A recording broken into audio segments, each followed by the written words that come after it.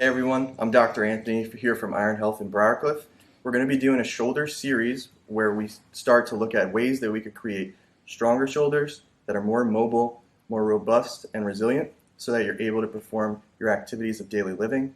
And if you're an athlete or a lifter, ways that we can more adequately produce force and reduce forces.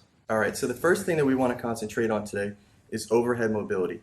A lot of times when you have pain or some stiffness in your shoulder, your overhead mobility can be a limiting factor, and that could be due to joint capsule tightness, potentially some soft tissue flexibility problems, or just pain and some neural inhibition associated with that. So here I have some exercises that I really like to use with overhead mobility restrictions. As far as overhead mobility goes, one of my favorite exercises to do, and the first exercise we have here, is a weighted dowel overhead eccentric.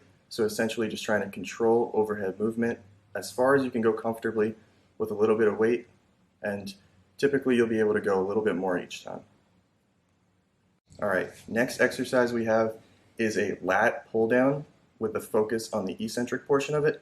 So a lot of times the lats get kind of villainized as a muscle that will inhibit your overhead mobility, so here we're really targeting that muscle and we're really putting a bias on the eccentric action, trying to get overhead motion as we bring our arm up. Next exercise we have is a Serratus wall slide with some resistance from a band. So essentially we're going into overhead motion with some thoracic extension, and we're putting bias on your serratus anterior muscle, which contributes to upward rotation of your scapula. And the final exercise we have here is a latch stretch at the bench. So you're putting yourself in a little bit of thoracic extension again, and we're biasing the lats, which can sometimes cause some soft tissue flexibility problems. So we're just trying to get a nice stretch there. Alright, so those are 4 of some of my favorite exercises and my go-tos for overhead mobility. Give those a try at home and let me know how it goes.